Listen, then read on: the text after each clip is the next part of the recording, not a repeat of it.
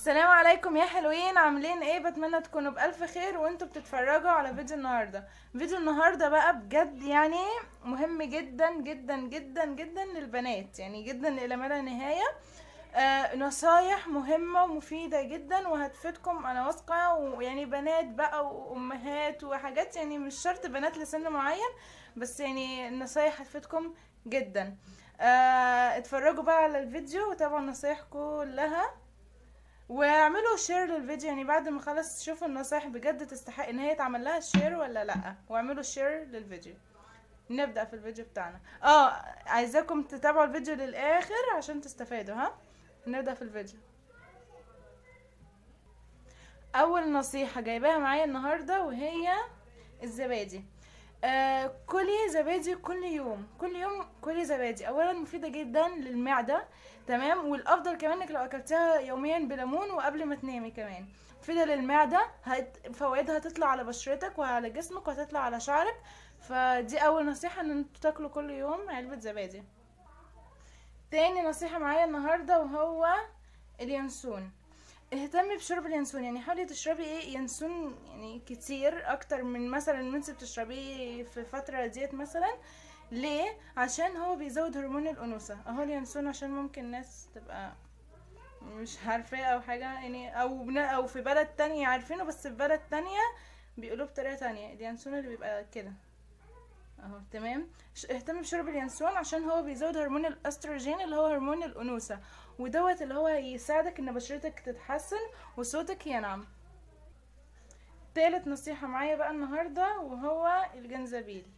اشربي جنزبيل، تمام، يعني مش لازم، يعني هو المفضل انك تشربيه كل يوم، بس في ناس كتير مش بتفضله، فانت ممكن تشربي الجنزبيل بقى كده 4 مرات في الاسبوع كده ولا حاجة. ليه؟ علشان هيساعدك في التخسيس جدا. لو عايزة بقى تخسي انت هتشربيه كل يوم، بس يعني مهم جدا شرب الجنزبيل. اولا هيساعدك في التخسيس جدا، وكمان هيخلي ريحة عرقك حلوة قوي. الجنزبيل بقى دوت باودر زي البهارات، وممكن كمان بيبقى الجنزبيل اللي هو الفريش، بيبقى شبه البطاطس كده شوية. الرابع بقى نصيحة معايا دلوقتي وهي البقدونس. امضغي كل يوم عودين كده بقدونس. اولا يعني معروف ان الخضرة مفيدة جدا جدا للبشرة وللجسم وللصحة، ويعني كلام معروف جدا، بس امضغي كل يوم عودين بقدونس علشان ريحة نفسك تبقى حلوة. وكمان اهتمي بغسيل السنان عشان برضه غسيل السنان ليه عامل مهم جدا، والبقدونس مهم جدا عشان ريحة النفس، يعني حاجة صحية وكمان مفيدة لريحة النفس، بدل مثلا ما تاكلي حاجة تانية بقى من المستيك او اللبان والحاجات دي كده.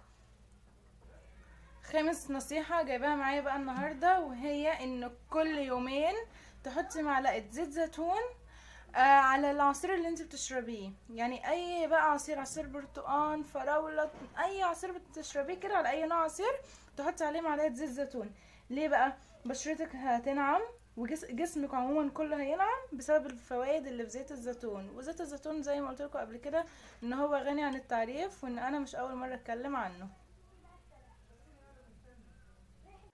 سادس نصيحة بقى معايا النهاردة وهي كنت المفروض اعرف اول فيديو، يعني عشان نتابع الزبادي وكده، هو ان لازم تهتموا بشرب اللبن. ناس كتير قوي ما بتشربش اللبن وما بتحبوش وكل حاجة، بس لازم على الاقل تعوضوه في اي حاجة تانية.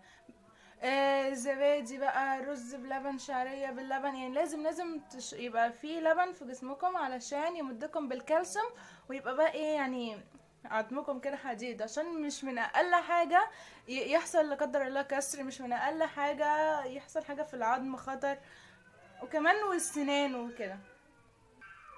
تقريبا بقى سابع نصيحة معايا النهاردة وهي عايزة اقول لكم انكم تقللي المواد الحافظة بقى بجد، والمعلبة بقى والحاجات اللي بتشترى في علب، والمواد الحافظة دي كده كلها، وخصوصا التونة. ليه؟ عشان ما يجيلكيش زهايمر بدري. هيجيلك بقى زهايمر بدري كده بقى وتبقي بتنسي وبتسقطي بقى منك الحاجات.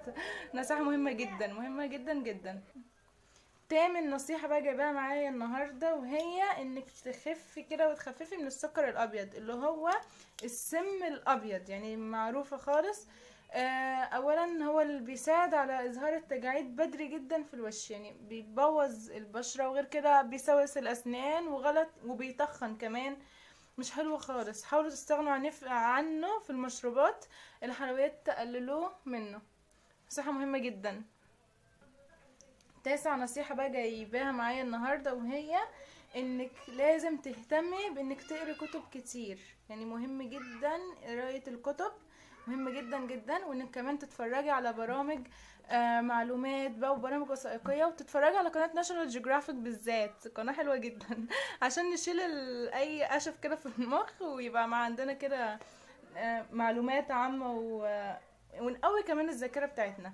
نصيحة مهمة جدا. ان شاء الله حتى تقري قبل ما تنامي 3 صفحات او صفحتين في اي كتاب يفيدك، ويعني او حتى لو رواية، بس انا بصراحة بفضل الكتب كده. النصيحة بقى رقم 10 بقى اللي جايباها معايا النهاردة، وهي انك لو من عشاق القهوة، تمام، اشربيها مرة كده مع الشوكولاتة، يعني كده من نفسك، ما يضرش عشان تحس بقيمتك. النصيحة بقى رقم 11 مش عارفة اعملها لكم على ايدي، وهي انك لازم تزودي شرب المية. لازم تزودي جدا وتشربي مية كتير جدا في اليوم. ليه؟ عشان بشرتك تتحسن، وكمان متبقاش مجهدة، وعشان شعرك وجسمك كمان. مية مهمة جدا جدا جدا، وغنية عن تعريف ان احنا نقول المية مفيدة يعني. نصيحة بقى رقم 12 هو انك لازم يعني ايه اهتم انك تاخدي حبوب حديد وفيتامينات وحاجات كلها مقويات، عشان انتي نفسك تتقوي، وكمان بشرتك تبقى جلان كده منورة. النصيحة بقى اللي هي رقم 13، كل 3 ايام خدي على الريق معلقة عسل ابيض على كوباية مية، وبعديها بساعة افطري. عادة مهمة جدا. النصيحة بقى رقم 14، وهي ان بلاش تنكدي على نفسك وتتعصبي، عشان ما يجيلكيش بقى شيخوخة كده مبكرة ويحصل لك حاجة. صحتك مش ببلاش. النصيحة بقى رقم 15، او اللي هو التوتال بتاع كل النصائح اللي قلتها، وهو ان الاهم من اي حاجة، وهو اللي لازم لازم لازم نركز فيه، هو انك لازم تاخدي بالك من نفسك جدا، عشان انت مالكيش قطع غيار. يعني انت صحتك مش هتضيع، ليكي قطع غيار في صحة تانية. مالكيش قطع غيار، ومحدش هيسلفك صحته. الصحة محدش هيسلفها لك. وكمان لو حضرتك ام وعندك اولاد، هم نفسهم اولاد حضرتك مش هيفيدوكي، ولا هيسلفوها، ولا هيسلفوكي صحتهم، ولا يعني مفيش اي فايدة من الموضوع، تمام. فانا عايزه اقولك انك لازم تهتمي بنفسك عشان محدش فاضيلك. اهتمي بنفسك عشان محدش فاضيلك، مهمة جدا، واظهري جمالك. وبكده اكون وصلت لنهاية الفيديو بتاع النهاردة. بتمنى يا رب اكون فدتكم 15 نصيحة مهمين جدا. في ناس ممكن تكون عارفة منهم، وناس ما تعرفش منهم برضو.